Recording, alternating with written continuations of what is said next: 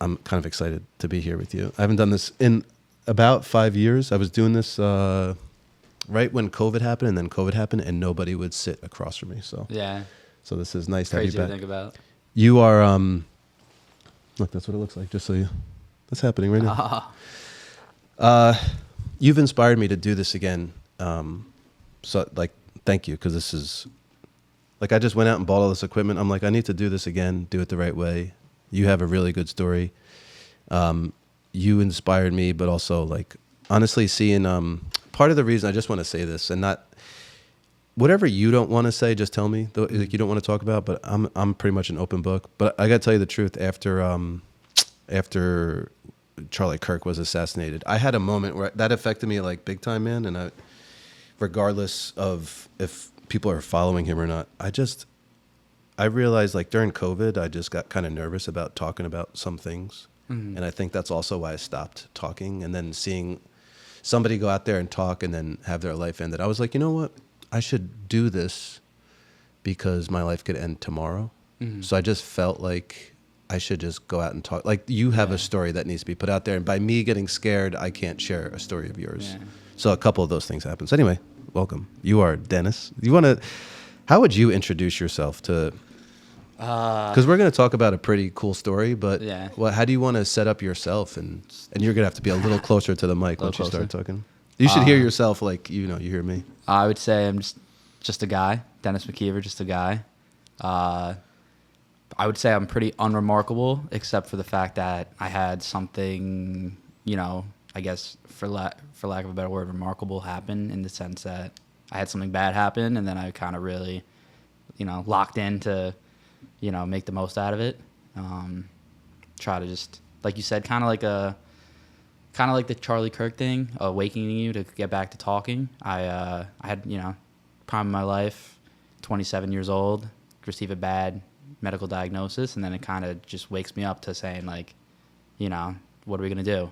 We're going to fade? We're going to see ourselves collapse into nothing, and then you realize you were living a certain lifestyle, you were living a certain life, you had a certain quality of life that you accepted, that's all gone, you're at zero, and then you're at a crossroads. It's, what do you want to do? Do you want to, I guess, beat the odds, so to speak, getting back to as close to where you were, or do you want to go the other way, which is, kind of accepting it, laying down, and kind of making it as comfortable as possible. The I don't know how to say it, but like the bad thing, because there is a dilemma there, right? It's like you can go the route that I chose, which is going extreme treatment, extreme recovery, everything extreme, and there's suffering in that, or you could go the other way, which is the easier treatments, I don't feel up to it today, I'm not going to push myself. Oh, do you feel like the other way would have been easier?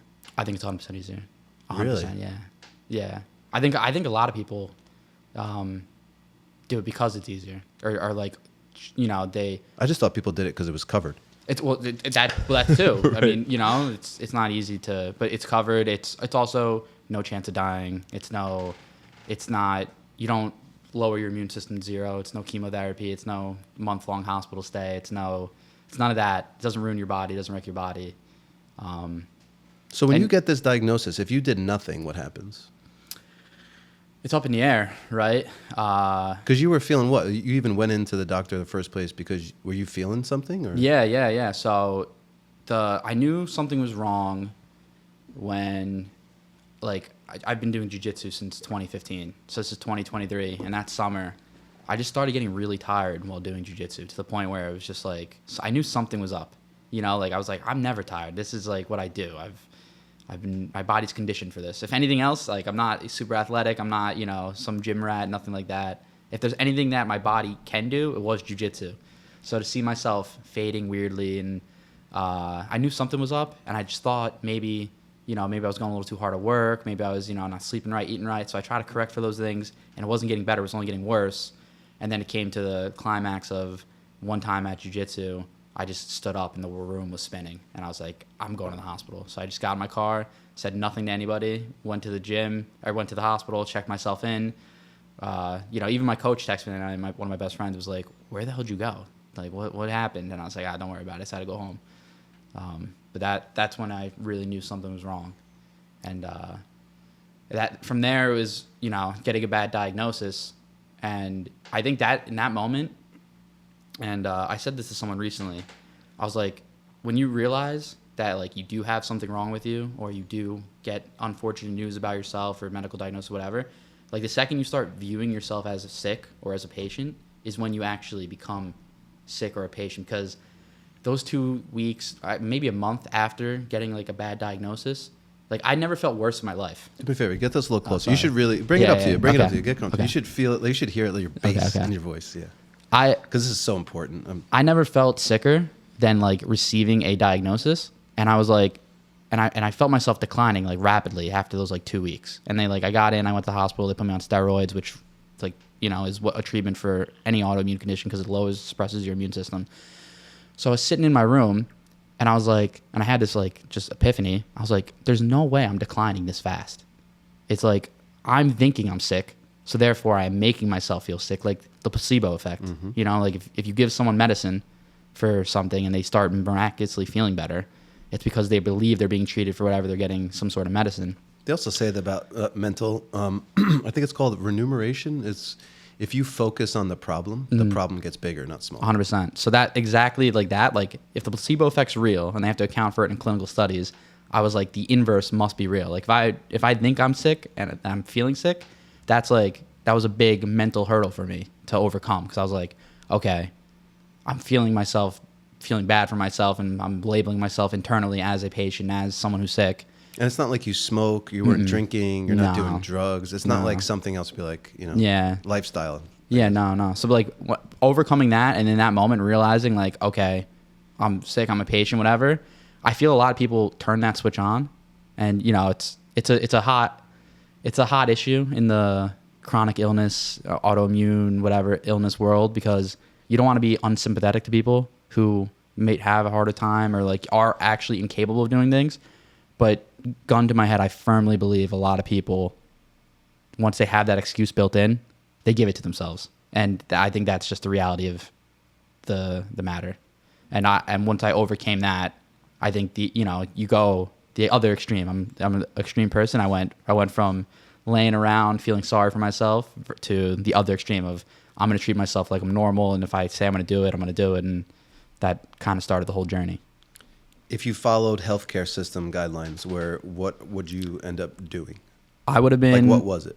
Yeah. So, do you want me to go into like the Yeah, you might decision? you might as well, right? Okay. So I was brought into my doctor's office, and I was offered like lifelong medicine that is essentially an immunosuppressant that lowers your immune system constantly. You go in for either an infusion every 6 months or a monthly injection, and it lowers your immune system. It's a repurposed leukemia drug, so it removes the white blood cells. And you look into it, and it is pretty decent at slowing the disease, but it comes with a lot of side effects. You're sick all the time. You're getting upper respiratory infections, common colds. You don't kick as fast. COVID's going around. You probably get that.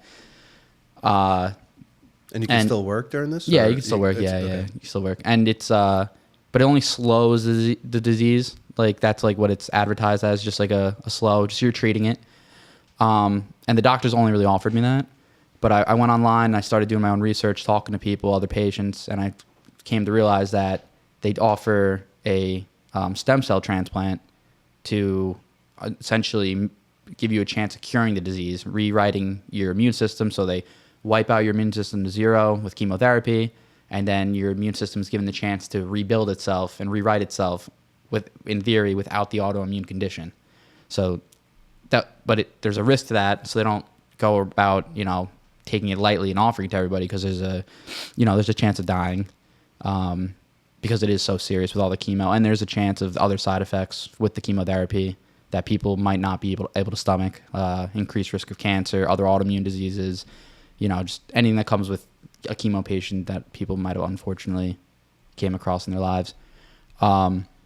So I brought that to my doctor, and my doctor looked me dead in the face and was like, you're a prime candidate for that because you're young, you're healthy, you'll otherwise recover from the chemotherapy most likely.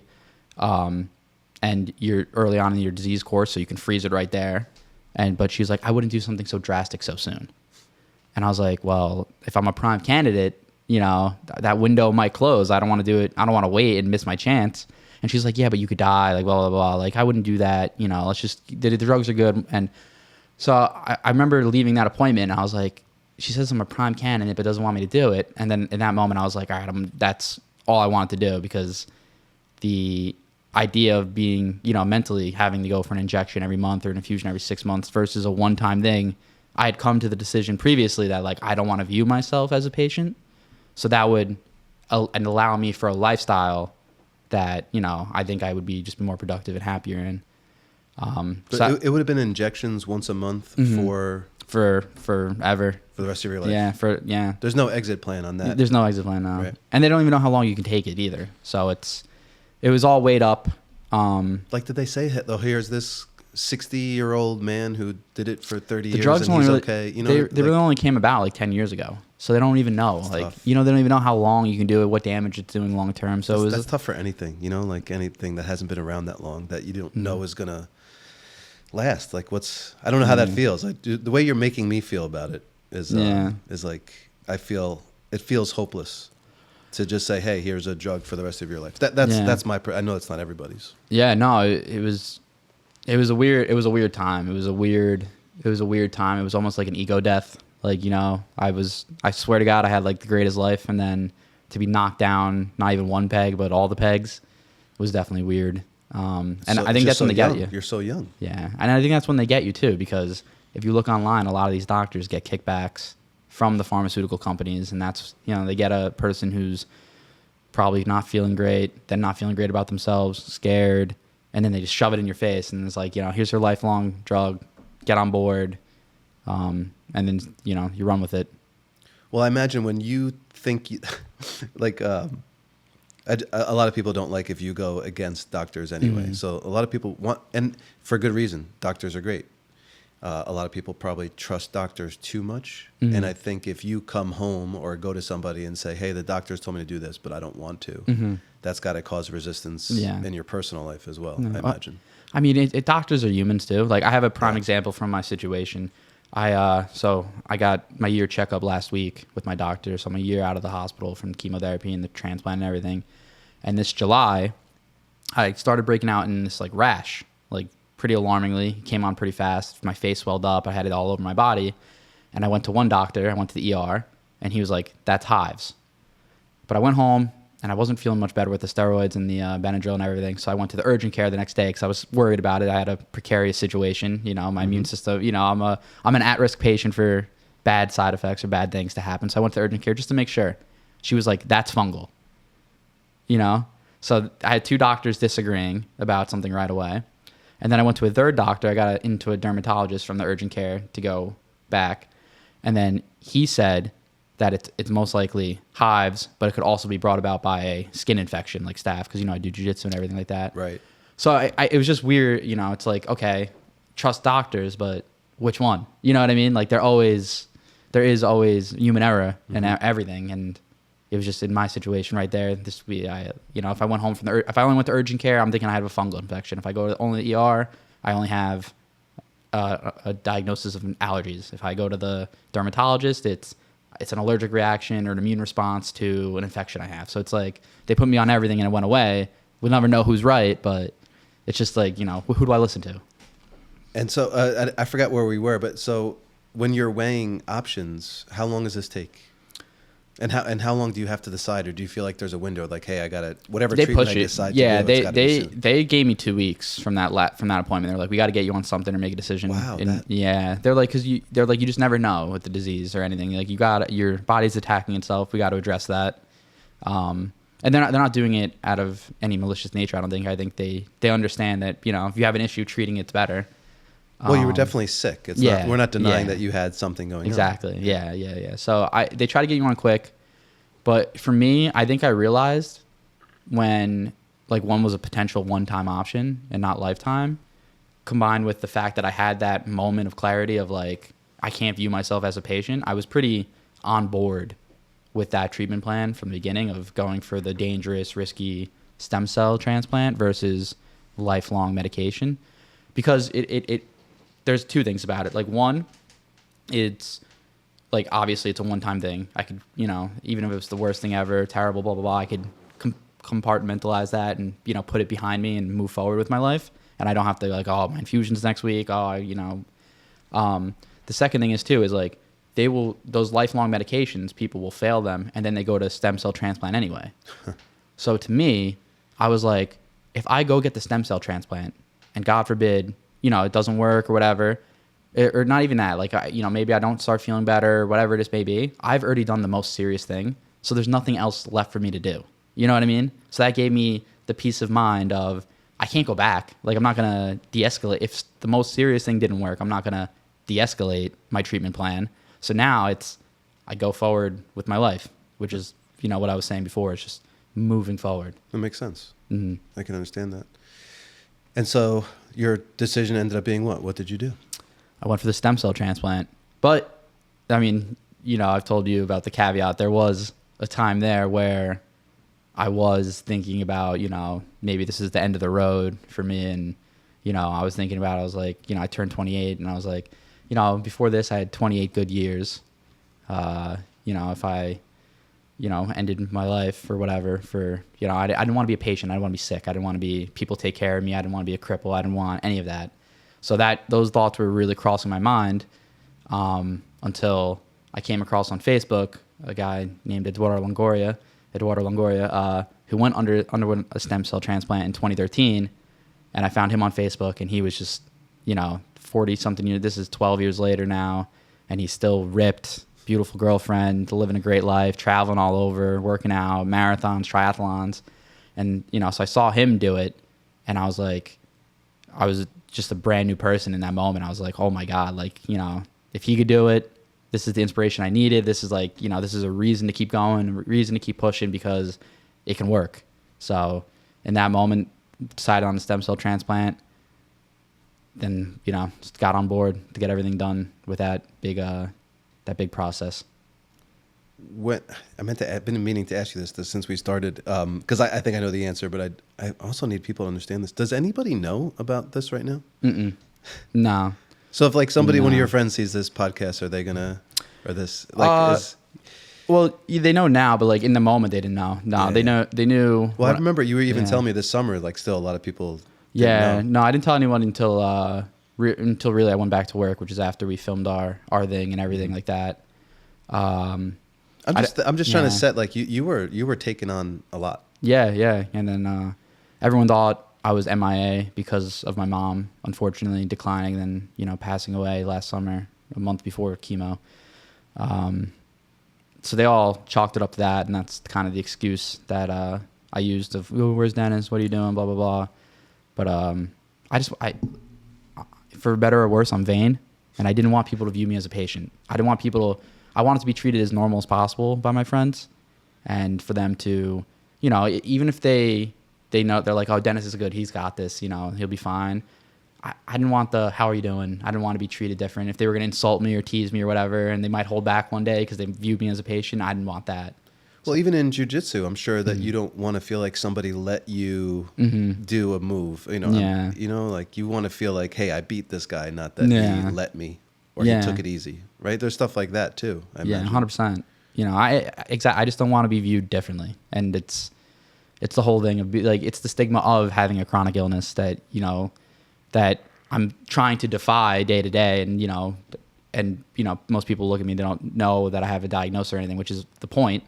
But it's also it's an internal battle too. You don't want to be treated that way, and you want to, live life as normal as possible. So did you reach out to Eduardo, or did you just make a poster of him and put no, I had. And this is what I was asking before about the doctors. Like, if it's like one thing, and this is not to knock doctors, but it's like where they if you see Eduardo, you're like, oh, this is what I want to achieve. Mm-hmm. This is the life, not what. Like, that's what almost happens. You can almost see your futures, right? Yeah, exactly. No, exactly. And I was looking at other patients on the medication, and they just didn't seem to be doing as good as Eduardo. And not, it's anecdotal, whatever. Right.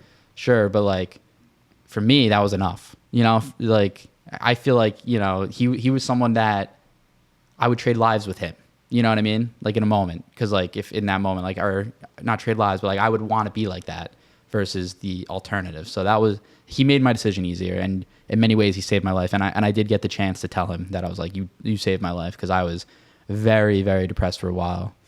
And so much so that, like, one of my big regrets is my mom was very worried about me, like, mentally there for a while, and she had her own cancer battle going on, and it wasn't fair for me to, like, make her worry about me in that way. But that's what moms do, though. You can't help them from worrying. Yeah, I think it's like it's hard when you're, in the prime of your life, and then you go, like, it's so fresh in your mind of you're not sick at all, all the great things you got going on, you're 27, and then it changes, and it's hard for people to accept, and it's another challenge to try to get back to a life a lifestyle that you can accept, a life that you deem worth living. So it was a terrible 2 years for sure. Well, the timing of your mom's illness too, and her passing. I mean, it was like we were talking right before we started about blessing and burdens. Yeah. And it sounded like she gave you a little bit of inspiration yourself too, right?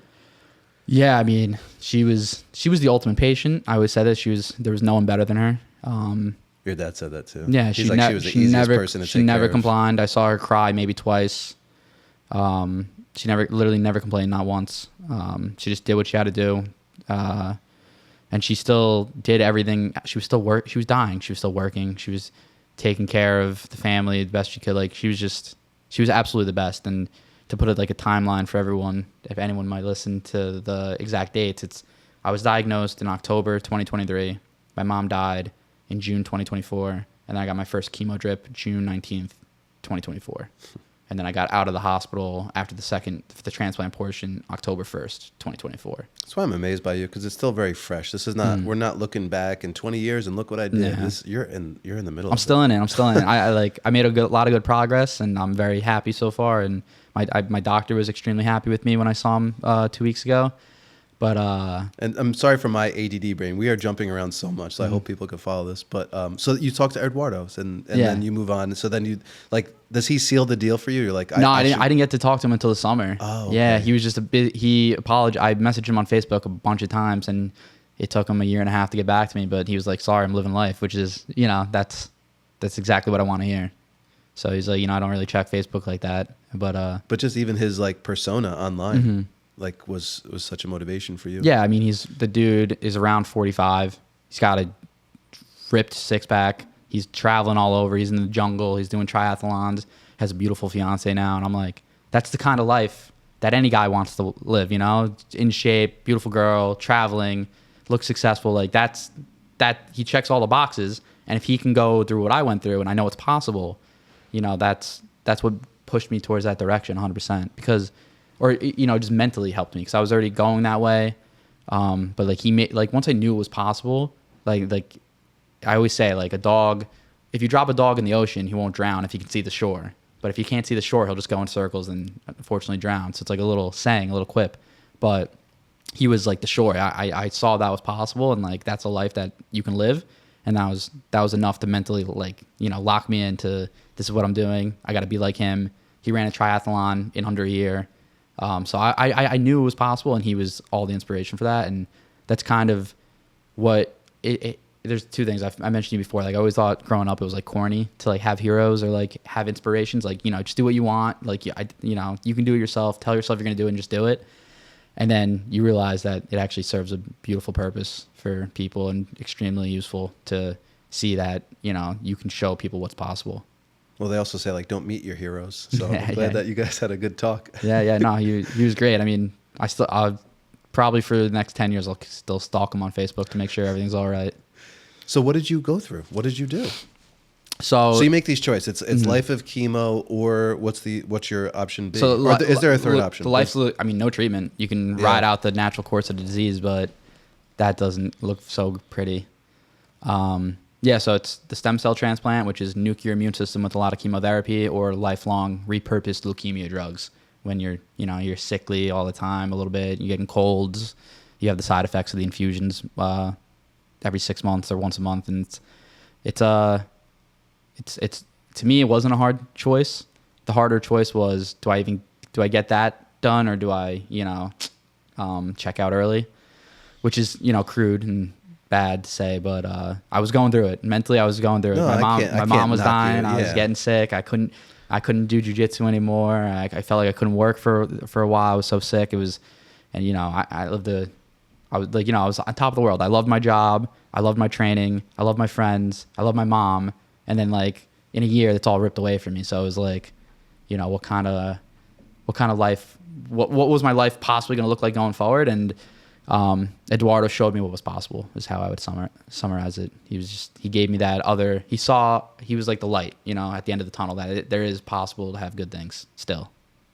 And so how did you pick you find out that you're not covered too, right? Mm-hmm. Isn't that some of it? Like, Yeah. and I don't know how much you want to go into that. Yeah, no. So, so the drugs were approved because it's the standard of care, and like I said, they don't really offer the stem cell transplant until people failed the drugs because it's safer. So essentially, when I had the doctor approve me for stem cell transplant, because they'll transplant people they think it's worth it. They're not on board with the pharmaceuticals or anything like that. The doctor reached out to the pharmaceutical or the insurance company, was like, he's approved, let's get him in, blah, blah, blah. The insurance company came back and was like, we're not going to pay for this. He's not sick enough and he could die, and we're not going to do this. So Such a weird thing. I don't laugh to be funny, but it's just like not sick enough, so he can't. Yeah. No, I mean, insurance is like But they know where you're headed, right? Yeah. It's like you got to wait for you to get too sick. or more sick? Insurance is like the biggest like scam, for lack of a better word. Like, it's the one product that you pay for every month, and then when it comes time to actually utilize the product, They they're try just not to like, cover yeah, it's so crazy. So they just weren't on board because it's dangerous, and they also would be on the hook if they approved it for, like, if I was sickly or got sicker from it down the road, and that was their reasoning. I don't agree with it. But yeah, so I had to pay out of pocket, which was my entire life savings of $125,000, roughly. And yeah, I mean, that was what I was saving up, buy a house, move on with life, get out of the parents' basement, stuff like that. And so that was a whole other component, but that was the easiest choice. When you're facing, health is wealth. You know what I mean? The rich man who gets sick, like, all he wants is to feel better, kind of saying. And it was the easiest choice. It's like, when I tell people the number, they're like, oh my God, but what's that saying? You don't realize how important your health is until it's like the last thing left or something. Yeah. I'm not doing it justice, but it's something like that. So how do you get ready? Like, so I want to kind of go through more like day by day. You're going to go out to this place, and do you get to like interview your doctor? Did you just? So I met with him in December, the first time when he approved me, because I told the doctor here, I was like, I'm not going to do the medicine. I'm going to go get a stem cell transplant. So I did my research, and the number one guy was in San Diego. And so I reached out to his office and told him my story, sent over my medical records, and he was like, okay, come and see you in office. We'll go over everything. So I had to fly out to San Diego. I met with him. He reviewed everything, and he, like the other doctor in Columbia University here said, he was like, you're a prime candidate. We'll accept you. So that was when the whole insurance battle started. And that insurance battle went 6-7 months. And then at the end of it, I was like, when they denied me the 3 times, and then I went to the state to have them overturn it with like a judge or whatever. That didn't work either. That's what I'm saying. You were waiting 6 months? Yeah. That's what I mean. Like, Yeah, my doctor wasn't happy about that. That was like the one thing. They were like, we want to get this done sooner than later. But, I was trying to do the right things-ish. Does it work that way with what you had? Is it a harder like hill to climb? Like, They just don't know. It can switch on in a moment, right? Like, one day you're fine. The next day you're dizzy, sick, can't walk, throwing up, whatever. You get new symptoms. So they start compiling. It's like anything. It's just, you're on a steady decline, and they don't want it to roller coaster down. You never know when that's going to happen. So they didn't want me waiting to get on anything or whatnot. But I was dead set. And, if I could have saved myself $120,000, like 6 months is worth the wait in my mind a little bit. But, it is what it is at this point. So then you get in. What do you have to do to get it? Your family goes out with you too. Your dad, your sisters. Yeah. So I went to meet the doctor the first time to get approved. The second time, it was in June, after I decided I'm just going to pay out of pocket, I went for the pre-testing by myself. Came back the next week. My mom unfortunately passes away, and then after 3 weeks after that, July 19th, is when I went back out for the first chemo portion. Wow. Yeah. And then that was when my sister just came with me. Sister Kane I'm very close with. That went smoothly, thank God. I know a lot of people experience a lot of pain because that's like the stem cell extraction process. So they give you a dose of chemotherapy to like lower your immune system, just so you don't have an attack when they're ramping it up, because they give you these shots that make you produce white blood cells, so they can take them out while your body's producing them and get the stem cells for later. And then a month after that, I went back out, and then I had the transplant, which is the 5 days of treatment with the regimen, nuke your immune system to zero. You're very sick. You're like Bubble Boy, if you know the movie. And then after the 5 days, they wait a day, and then they give you your stem cells back. And then you're just locked in the hospital until you have some semblance of an immune system ready to let you get out of there. And that was when my whole family was out there with me. Your first part is just it's like a light chemo? Yeah, just one day. It's the same chemo that you do. It's just literally just one day. So like the next day is going to be 5 days of treatment. That was just one day. So they don't want you having, like if you, it's kind of messed up, but it's like if they hurt your immune system, like the immunosuppressants, like the repurposed leukemia drugs are for the other treatment, your immune system's low. It can't attack itself. So that's his, like, wow. You know, because they're giving me stuff to boost my immune system with the white blood cells. They're like, let's knock it down so you don't get worse while you're here. Yeah. It's really like playing with somebody's life, man. It's like, wow. Yeah. So keep going. So just for you, is that scary? Is that, you said it was painful. So once you, it's painful for other people, not for me. I was worried about it because I'm talked to so many other patients have gone through what I've went through. And a lot of them told me that it was extremely painful. So I was waiting to experience it. But you know, didn't happen to me. And you'll see like a lot of times during this process, like in my head, like whenever there was like a hiccup or whatever, or like I was expecting a hiccup and it wasn't really that bad. Like, I know where other patients might have had issues arise. I didn't have any of them. It went extremely smooth for me. And I think I'm weird about this, but I swear I think it was like my mom, you know, like she lost her fight with cancer and then like was like looking over me, you know what I mean? Like almost like it sounds, you know, weird or whatever to say, but she died very suddenly in the grand scheme of things of the cancer. I swear, like, I think maybe she like made like some sort of handshake with God, like, you know, take me early and let's just make sure my son's okay, which is, you know, weird to say, but I that's what I was thinking in the moment, because that's not weird to me. I beat all the odds, like in terms of like no real side effects of anything. Like I threw up once from the chemo. I was up walking around, you know, everything went very, very smoothly. And, you know, credit to the great team out in San Diego, but it was, yeah, that's what I was thinking the entire time. I just kept thinking, I was like, my mom's got my back. My mom's got my back. Like just weird things like that. And it's weird because I'm not like super religious or spiritual like that. But when you're in the moment, like, oh, but you went through it and you're trying to like compartmentalize everything that's happening to you in this short window of time. Mm-hmm. Like you're still young. It's just, you have to cope somehow. Yeah. So whether it's your coping mechanism, whether it's true, I would, why not buy into it if it's helping you? No, 100%. Yeah.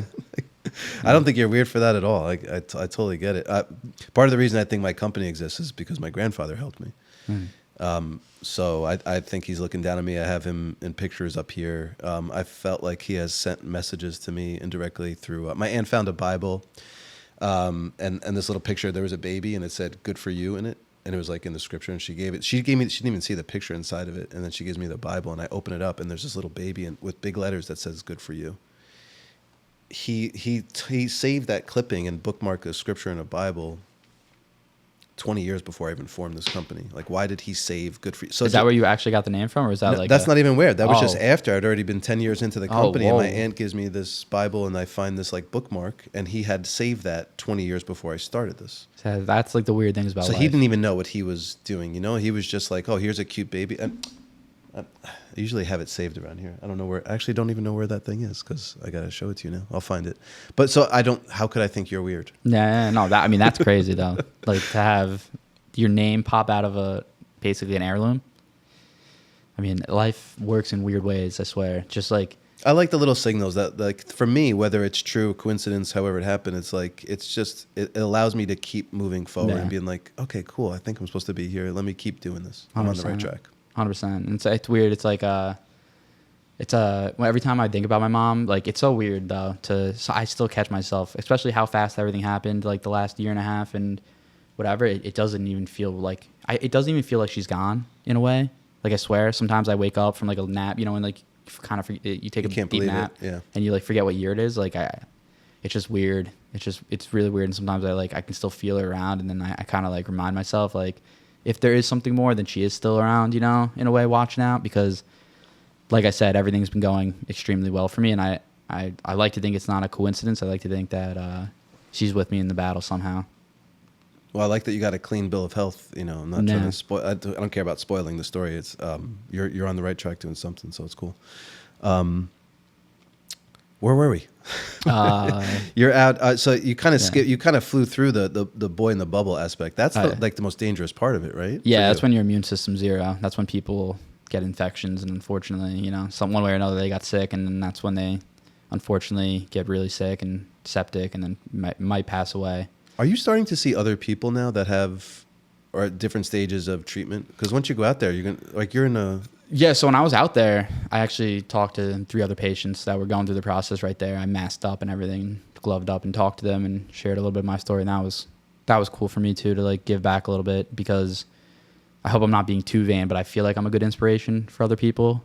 So I'm already back at jiu-jitsu. I'm back in shape-ish. Well, I mean, when you first went. So before you go to that, when you first start going and you get your initial, you're not seeing anybody. You're not interacting with. Well, I guess you're kind of quarantined. I didn't really see anyone. There was one other patient in there with me. She was unfortunately much sicker than me when she went for her transplant. So it was kind of a window of how it could have gone if I waited longer. But she was super sweet, and we had some good conversations about everything. And I haven't been too much in contact with her, but I hope everything's going well. Last time I spoke to her was on the up and up, which is good. Mm-hmm. But she was the only person I saw out there in person.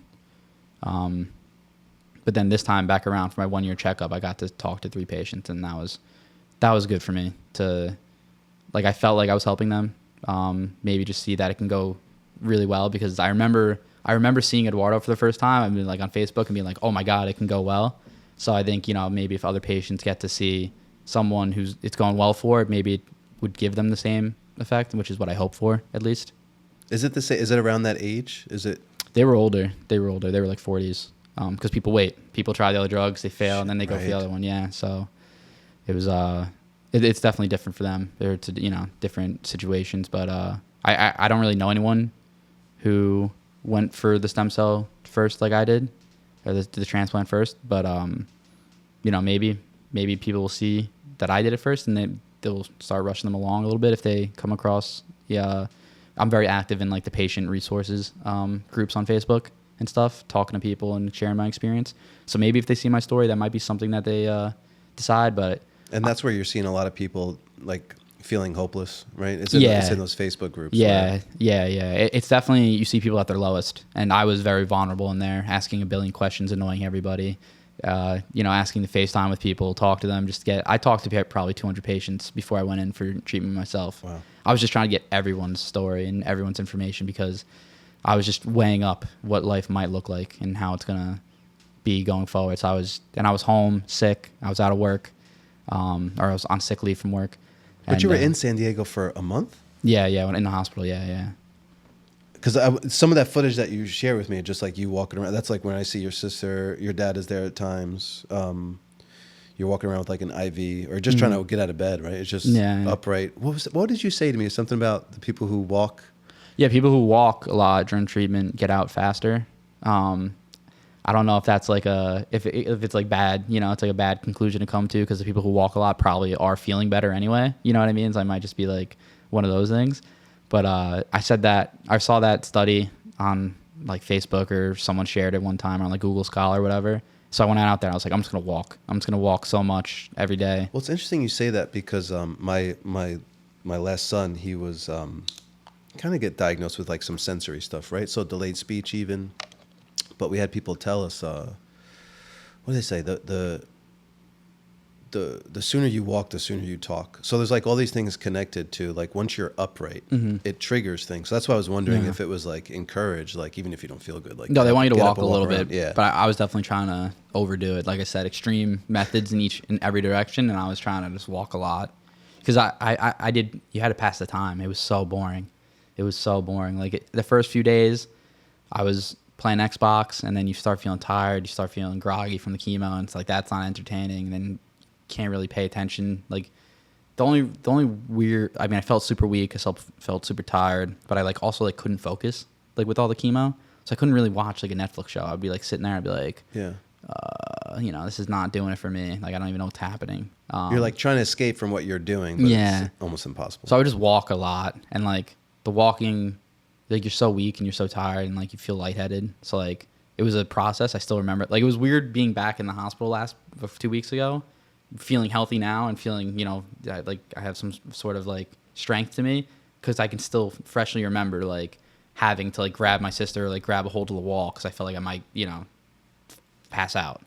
So it was like it was weird being back there, but that was like kind of one of the things that like helped me get through it, because like it was a process to walk across the halls, and like every day that like I remember the decline of when you get there. I was walking when the chemo started, and I was like walking fine, and then I remember like feeling really bad, and then I remember like the days as I was getting ready to get out of there, I remember like, oh, okay, I went around once before I started getting dizzy. Oh, twice, 3 times, like, you know. Was there any time during the treatment you got really worried? Like, oh, shit. Yeah, so I did pop a fever one of the days, or 2 of the days. The fever scared me a little bit, because you get a fever if your body's fighting something off. You have no immune system. I was worried about infections, obviously, as that's like the big risk factor. So I got a fever for one day, started freaking out. The fever didn't go away on the antibiotics. The second day, started really freaking out because I'm Dr. Google. I'm looking at all the studies, like, you know, the fatality rate of 2-day fever spikes, you know. And they were still not worried about it. They were like, you're fine, you have a slight fever, whatever, blah, blah, blah. And then it did end up resolving with the second antibiotic they put me on. But for the 36 hours, 48 hours, that was probably the scariest part, because the entire time everyone's telling me, oh, you're the perfect patient, you're the prime candidate, you know, you're going to do great, blah, blah, blah, blah, blah. And I'm like, I don't want to be great. I want it to be average. You know what I mean? Like, I didn't want, because the Titanic was the best ship at one point, you know what I mean? And then it hit an iceberg and it's not here anymore. Like, that was my fear. I was like, yeah, it's always like, you know, it's the brightest flower that gets plucked out of the garden. You know what I mean? The tallest, brightest flower. And I was like, oh, please let me just be average, below at, like, just let me go. Dude, get through you were this. just like managing. It's so interesting how you just managed yourself in the situation. I think it was healthy, everything that you did. It was because you're trying to like obviously keep humility, but like you have constantly, as you talk about stuff, you constantly have things that are pulling you in both directions. mm-hmm. Like, hey, I got to make sure I'm good, but there's people that look up to me, but I'm egotistic. I'm not. You didn't say, I'm vain, but you know, Yeah. but you know, I'm trying to. So I think you're just being pulled, and I think just your mindset allows you to just kind of. Yeah, it was just I felt myself constantly waiting for the other foot to drop, you know, if that makes sense. Like, I went through the first portion. This chemo didn't make me sick. The shots didn't make me feel any pain. Okay, I got through that. Then I'm going through the chemo for the 5 days and the ATG. Both make people sick. Both people report having like a hard time with them, not sleeping, throwing up, elevated heart rate, whatever it may be, fevers, whatever. Didn't have any of that. So then it gets to like, I'm like, something has to happen. Like, you know what I mean? Like, I'm feeling so unlucky at this time. Bad diagnosis. Mom passes away. Insurance denies me. Like, nothing's gone my way. So I'm thinking, like, when's the other shoe going to drop here? Where is rock bottom? Yeah, exactly. Like something's going to happen to me. Like, like everything bad that can possibly happen keeps happening to me. So it's just going to happen. So the infection, I thought that was it. I was like, okay, here we go. This is all, like, I was, you know, being dramatic, but I was like, oh, all she wrote, here we go. Like, I knew it. I knew something was going to happen. So back to the mental battle. I was losing it for those 2 days, and then it resolved, and, you know, thank God. But that was the hardest 2 days of the entire thing, because they would check your temperature every hour, and like every time they'd come in and check my temperature, I would like be like, please be better, please be better. And I knew it wasn't, because I'd still have the chills or sweating or whatever. And my heart rate would elevate, because I'd just be freaking out. I was like, oh, here we go. Here's the reading. What is it going to be? And then, you just feel awful, I imagine. Yeah, it was not fun. It was not fun. But then, you know, and then you get through the hospital, and then like what people don't really talk to you about, because I think it goes back to that thing of like they kind of flick that switch to being a patient, whatever. It's when you're back at the hospital, that's like when it all really starts in my mind. You know, like you get through that, and then like that's like the crossroads of how are you going to go about this? Are you going to go the Eduardo method? Or are you going to go I'm a patient, I'm going to kind of lay around and, wait for myself to feel better. And I always say that's like outsourcing. You know, you're outsourcing your health and your wellness. Like you just want to take a pill, you want to rest around, you want to like sleep, and you know, then you'll wake up feeling better. Or you can do the Eduardo method, which was obviously. That's why you're saying it's easier. Yeah, I get it. Yeah. Yeah, I feel like if anyone sucks, but it's easier. Yeah, yeah. People like the thing is, and if you're like online or whatever, you're in the patient resource pages and everything like that. They really do. People are gonna react poorly if they hear me saying this. Of like, it is easier to go like lay around and just like, oh, I don't feel well, blah blah blah blah, and they're like, I can't do this, I can't do that. I'm like, it's hard, right? No one's saying it's easy, but you need like, there is benefits to be gained from pushing yourself hard, even when you feel like you can't. And a lot of people just kind of write themselves off, and they're like, I'm a patient, I'm sick, I can't do this, so I'm not gonna even try. And then, you know, they don't want to suffer, they don't want to feel uncomfortable, so they kind of go that other path of like in everything. Nutrition, are you even able to eat anything? Like, because one thing I wanted to touch on real quick, it's like, one thing I always make fun of hospitals is like, you get surgery and then they give you ice cream. Yeah. You know? No, they just wanted us to eat. I lost a lot eat. of weight. Yeah. They want you to eat. So they were giving me, I could eat anything on the hospital menu, which was pizza, ice cream, whatever, anything that was like not going to get me sick. Because the big risk for me was getting an infection, food Well, that's why I'm poisoning. surprised they said sugar or dairy. I'm surprised it was okay to have that. Yeah, they didn't care. Wow. They didn't care. I think they just want us to have calories in at that point because you don't feel like eating too much when you're sick with the chemo and everything. Yeah. So they just want whatever you can get down. That's interesting. Yeah. I didn't ask you that the last time we spoke because I thought like nutrition would have been so key for recovery on anything. That's why I say that, you know. It's big in like the communities online. People follow all sorts of diets, vegan. Because you even heard about people beating beating autoimmune disease with like just going on meat diets, right? Like, yeah. Like, I think there's definitely something to that because you see that online. There's some people who are doing like you say, the eye test. A lot of people are doing extremely well with eating super clean and working out and all that stuff. I unfortunately eat like trash, but like I work out really hard, so I'm hoping it balances out. I would have thought you were a good eater. No, I'm lazy. I can't cook. I go. That's why. I eat out, everything. I'm at work, you know, slice of pizza there, whatever. But yeah, you better stay active then. Yeah, that'll catch up to you. No, I know. Especially with everyone in my family. It's like everyone in my family's always been pretty overweight too. So it's like I'm waiting for that ball to drop too when my metabolism just. You got time, but it's coming. Yeah. So all right. So I keep cutting you off and doing this, but did we leave San Diego yet in our story? Yeah, after the fever, it was only a few more days in the hospital. Right. And then I get out of the hospital. They want me to stay in San Diego for like a week to make sure everything's good. So I'm just in the hotel room with my family, and everything was good. Go back home, and that's like when the whole rebuilding process took off. And I already knew what I was going to do, so I was like waiting for it. It wasn't like something I went back and decided. I was already like, I'm going to go home and start doing push-ups and pull-ups in my little bubble in my parents' basement until I can't anymore every day. And then I have a little notebook, and I was writing down every set that I did until basically I went back to work. And that was 8 months of just working out, push-ups, pull-ups every day. And still at this time, the only people in your life that know about this are like your two sisters, your dad. Yeah, so everyone who knew I was sick was just simply my like family, and then people from work knew I was on sick leave. But everyone in my social circle from back home or whoever, like my close friends, and my people I went, my family at jiu-jitsu gym, which is like a family, they just thought everything was going on with my mom that was like keeping me MIA. And I felt bad, but I was getting texts from them like, like keep your head up, like, this will pass, like she wants you to do this, blah, blah, blah. But I just didn't want to be viewed as a patient. I was like, literally, I'm going to lock in, sit in my room, push-ups and pull-ups until I'm back and better and people will never know anything happened to me, or I die. Like that, there was no option. I was like, I'm going to go one way or the other, and I'm going to keep everyone, in the dark until I can either show them that like, hey, I'm good, I'm back, I'm Dennis again, or, there's no one for them to even, come see. With work, because you were on sick leave, was there a time limit on that? Did you have to like get back as soon as possible, or?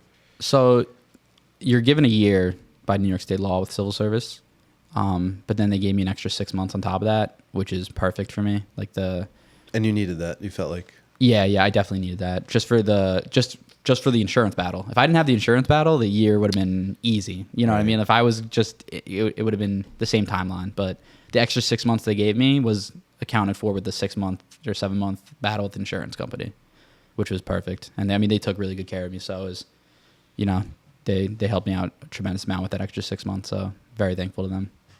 When did you think that you started feeling a little like? Was there a hump that you passed? Was it like, oh, I think I'm getting back? Yeah. So got out of the hospital October 1st, came home like October 7th or whatever, and immediately started the push-ups, pull-ups every day. And, you know, they slowly increased, whatever.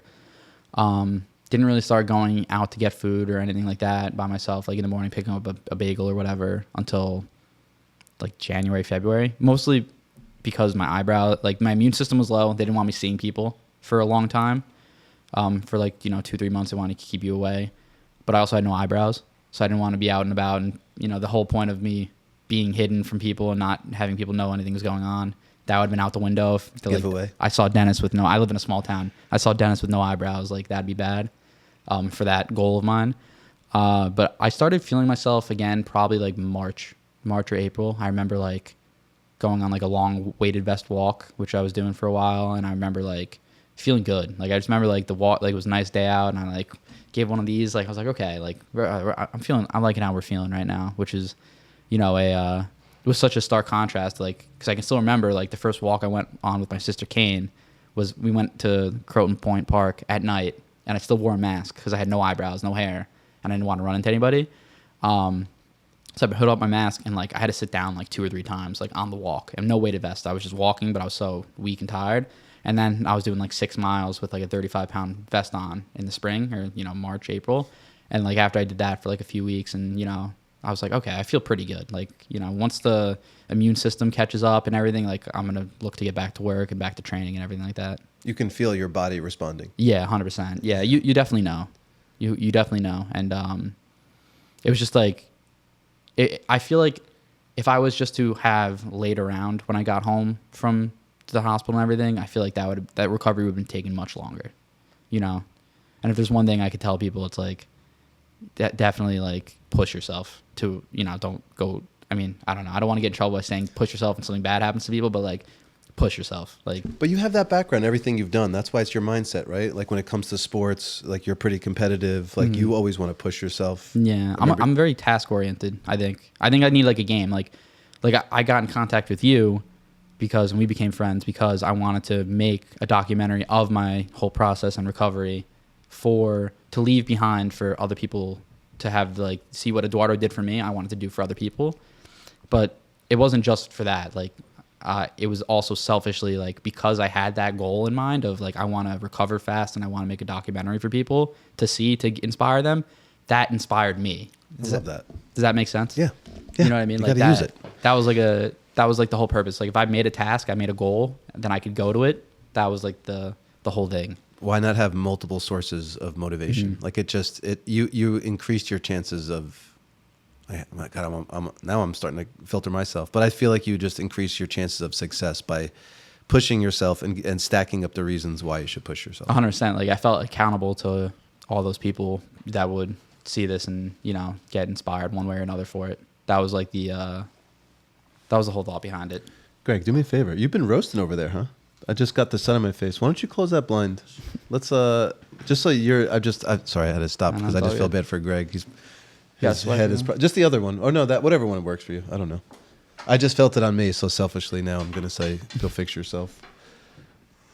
Yeah, that'll be fine. That'll be fine. You just increase the ISO on that camera. Yeah, you're good. It's nice, man. It's like you don't have to do any of this. You could have just done chemo. You could have probably lived, I don't know, 70% life maybe for a while. There's just, you didn't have to do any of this, and I guess for me selfishly, I'm so glad you did, because I think like hearing what you said about like, hey, in these Facebook groups, like the way people talk. Yeah. Like that doesn't make you feel good knowing that there's another way, because you don't want to see them. Yeah. It's like and the pity party. Do you have a better word for pity party? Or No, it's a pity party, and It's a- like yeah. it's rough, and I understand it, and I can sympathize with it because I felt it for a while. You know what I mean? I understand where they're coming from, and it's a hurdle that they need to somehow overcome within themselves. And I think, there's just people that go through so much in this life. Like, I'm not special. Like, people go through so many crazy things, and they're able to triumph and defy the odds and live in a defiant way, where they're not defined by something bad that happens to them. And that's the boat that I want to be in. I don't want to be in the boat where it's like people just kind of just say, "Oh, woe is me," and they limit themselves, because the second you view yourself as a patient and you label yourself as sick, you're denying yourself, like, you're lowering the expectations for the life that you can live. And not only that, of like, you're lowering the expectations of good things that can happen to you, of what you're capable of, what you're going to accomplish, what you're going to enjoy. And that option just seems completely untenable for me. That's like, I'd rather go push myself and find out what's possible rather than just limit myself, being like, oh, okay, like, I'm sick, I'm a patient, that's that. And I think too many people are in that boat, and I want to bring them over to this boat. If there's one message I can, like, get out there with everything that we're doing, that would be that. Just push yourself, see what's possible, rather than limit yourself and being like, oh, I'm a patient, this is sick, I can't do this, blah blah blah. Because, like, I think I don't know how other people feel, right? When I'm in the gym and I'm pushing myself and I'm going to jiu-jitsu and I'm doing 10 rounds, or I'm going to the gym and I'm doing cardio, or I'm lifting, whatever. I don't know how everyone else in that place feels. I know how I feel. And I might be more tired than other people. I might be in more pain. I might be whatever, feeling sick or whatever. But I'm never going to know, right? And they're never going to know, because I'm never going to complain about it. So we're just going to go and we're going to do what we're going to do. And but I know when I'm pushing myself. So I'm going to go there. I'm not going to compare myself. I'm just going to go and push myself. And then, where the chips fall, the chips fall. The chips fall where they may. And I think that's the best way to go about anything like this. And that's what I would keep telling all of them. And I hope someone listens. It sounds like you got the ear of some folks. I mean, because some people are going to, as you Yeah. put yourself out there more, just like Eduardo, just kind of put himself out there, people will find you. Yeah, I mean, since being And out you're of not going to help everybody. No. But since being out of the hospital, I've talked to probably 50 patients, either prospective huge. or going through it. And, I do get a lot of thank yous of like, hey, thank you, this helped. Hey, I've been walking, hey, whatever. And, some people have said how you really inspired me. I have one friend who, I say friend because we went through at the exact same age, around the exact same time. And then he saw how I was recovering and everything I was going through. And then he was like, you inspired me to just get back in the gym and go crazy. And he looks great. Like, he's shredded, ripped up now. And I'm like, that's exactly what we're trying to do. Trying to build that culture. Because if you have a bunch of people, kind of just accepting their situation and just lying down with it, I think the results are going to be detrimental and not what they could be. And it's not easy. No one says it's easy to go the other way, but like I said, like, you'll never know how other people are feeling. And people don't need to know how you're feeling. You just go push yourself. That's it. And what happens, happens. I'm also thinking of, and I shouldn't put you on the spot, but I'm going to, just like a checklist. Like, okay, if you get this diagnosis, here's maybe the things you should consider.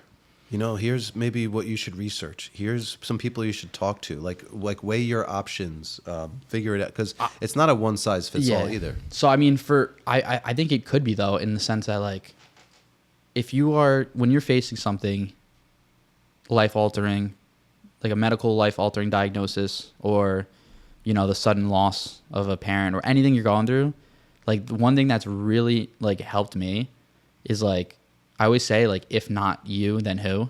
And it's like a little cheesy tagline that I caught myself saying, and I think I invented. I don't know. I don't want to take credit if it's out there, but, like, I swear to God, I just tell myself this all the time, because it means, like, a lot of things to me. And it means, like, if not you, then who? Like, if you're not going to go advocate for yourself in your doctor's office and do your own research, then who is? Like, it's kind of like when people say, like, no one's coming to save you. Like, if not you, then who? Like, if you're not going to do this, then who? Mm-hmm. If you're, if you wake up in the morning and you're feeling a little sickly and you're feeling ill and you're feeling weak, whether you're tired, run down, whatever, if you're not going to push yourself out of bed to go, work out or do what you have to do that day, then who is going to? Who's going to get that done?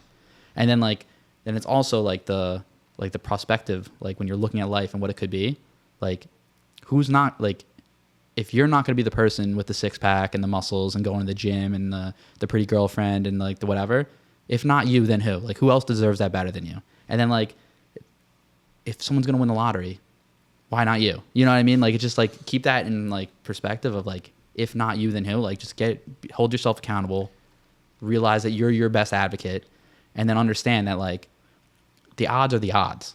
You know what I mean? Like, I'm a numbers guy, but don't talk to me about averages and don't tell me the odds. Like, you know, I'm trying to, you want to go, if someone's going to have a miraculous recovery, whatever, if not you, then who? Like, you know what? Why can't it be you? And I just want people to like, if I had a message for people, I'd just be like, the only battle that matters is really up in here.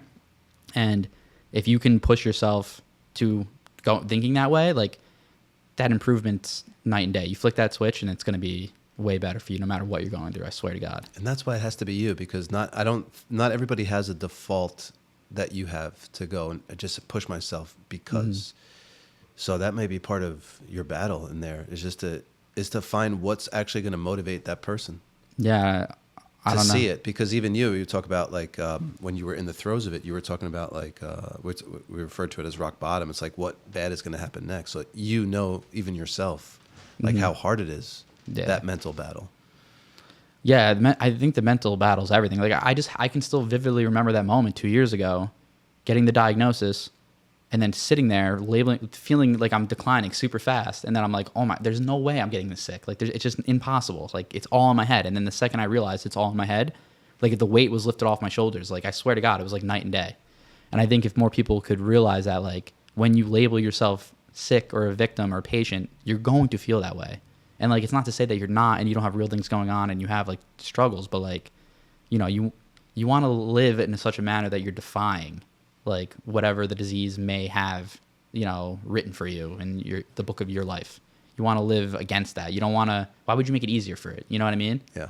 You know, because people always say like, oh, I'm fighting this, I'm battling that. Like, are you though? You know what I mean? Like, are you?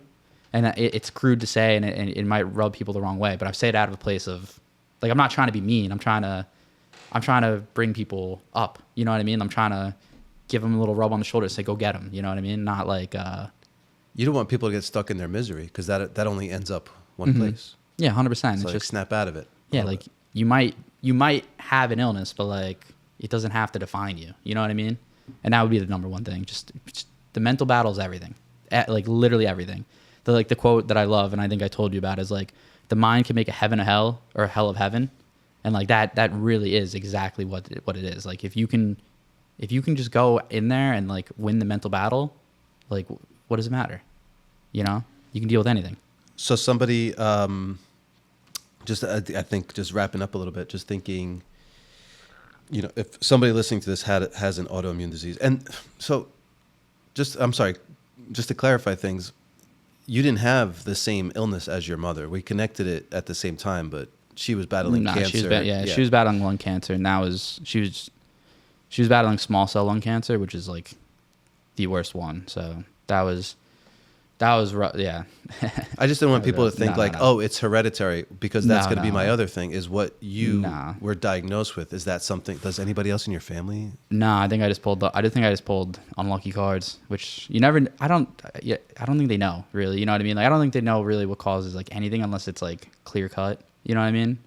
I think I was either exposed to something or got something or caught a virus or whatever, and then that's just how it. You know, the chips fell where they may. Yes, I just wanted to clarify those things. Okay, so now for people who have a diagnosis, something similar to this, where are some trusted sources? I know you said Dr. Google, but do you just want people to run around and Google stuff, or is there places that you found like, hey, this is good sources? Your community, like whatever it is, like Facebook and Reddit and all these posts, all these places have real life patients, and like you can learn from other people's experiences. That's what I would say. Just go look at them. Talk to them, see what's working for them, what's not working for them, and then the eye test. To me, the eye test is everything almost in life for everything. It's when you see what patients are advocating for what, see what they're doing and what kind of life they're living, and see what goes with works. And you know, if like it says, it's a mental battle. If you see someone that's doing something and it's working really well for them, and then you go and emulate that, you're going to subconsciously start to think like, oh, I'm doing what they're doing, like I'm going to be like them. It's going to work well. So I would say go find patients that are doing well and just do exactly what they're doing. I think that's it, Dennis. Any parting words? No, thank you for having me. This was fun. I think this is very cool. I hope that you help out a lot of people. I think that I'll save this, and maybe you could just throw this into your Facebook groups, just like let them actually see the video or share this, however you want to do it. Yeah, no, absolutely. I would love to. And then you and I are finishing up like a short little, well, I don't know how short it's going to be, and I don't want to call it little because it might not be either one of them. But you and I are working on a documentary where we interviewed your father and your sister. And I should have said this earlier too. You recorded like a lot of behind the scenes of your recovery process. What is it like now to get on a kayak? And did you do that, by the way? I saw you doing jiu-jitsu. Yeah, paddleboard. Yeah. That feels good, right? It's like it's like the life that could have been lost. You're getting back now. Yeah, I like to say I hit a speed bump. You know what I mean? Like we're getting back to it. I couldn't believe how good I felt to get back to training. I remember the first day I went back to training, I did 1 round and I felt like I was going to die. And then the second day I went back and I did like 5 or 6 rounds and I felt really good. And I was like, whoa, like it's just weird. Like it's just mental. That's you know what I mean? Like I went the first day, I did 1 round, I didn't die. So I went back the second day and I was like, I realized I'm not going to die. And then I felt good. So it's like, it all goes back to the mental battle of all these things. And it feels incredible to be back, Yeah, you're back at it. You're back to doing things you love. But we still have 2 major things that we need to accomplish, and then we'll be really back. You do? Yeah. What is that? Well, I told you, MMA fight next year against my doctor's orders, against my doctor's wishes. They're not going to advocate for that, but you don't have that set, or do you have a date in mind? Or just June. I'm gonna aim for June. I'm still getting back in shape. I want to lose, so I put on a lot of muscle, a lot of weight. Still have a little bit of a gut because I told you I eat like shit.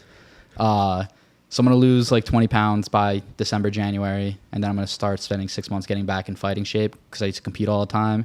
And then I'm going to aim for a fight in May, June, July, sometime in the summer.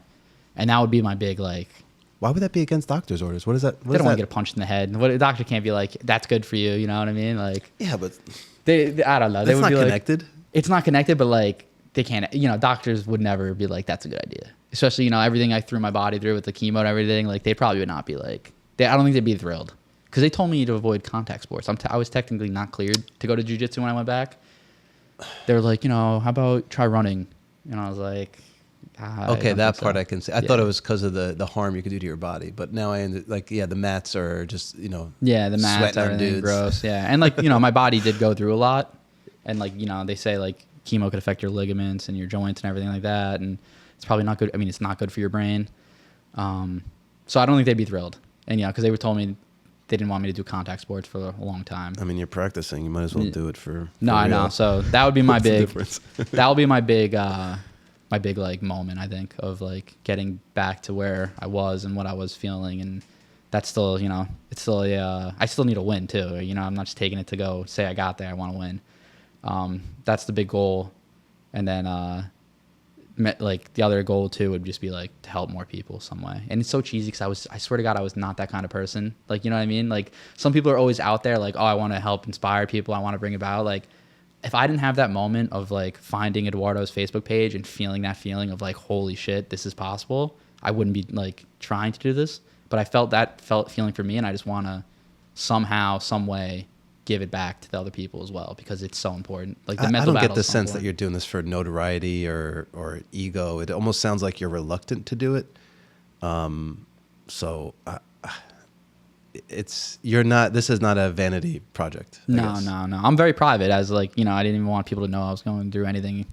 It's just I just know that feeling and how important it is, and if I could give it to and I hope I've given it to some people already, but if I can continue to show people that like you can live in defiance of something that was defined for you with an illness or a diagnosis, and like this is what your life will look like if you can live the complete opposite, I want to do that just to show them. So that those 2 things are tied together, but that's what's next for me for sure. Well, I'm happy for you, man. Let's help people together. Oh yeah. I'm gonna end this.